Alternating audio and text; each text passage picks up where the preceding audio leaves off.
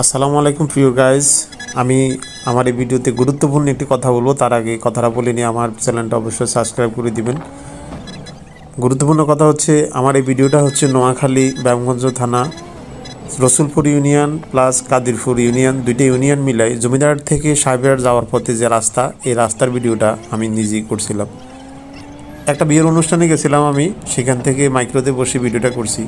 ভিডিওটা করার উদ্দেশ্য হচ্ছে এটাই, আমার ধারণা নোয়াখালী জেলার ভিতরে এরকম আঁকা বাঁকা রাস্তা মনে হয় নোয়াখালীতে দ্বিতীয় আর একটা আছে কিনা সন্দেহ আছে। সুতরাং এটা আমার কাছে মনে হলো যে দেশ পরিবর্তন হয়েছে, অনেক কিছু পরিবর্তন হয়েছে, সেই হিসাবে এই রাস্তাটা একটু সোজা হওয়ার দরকার।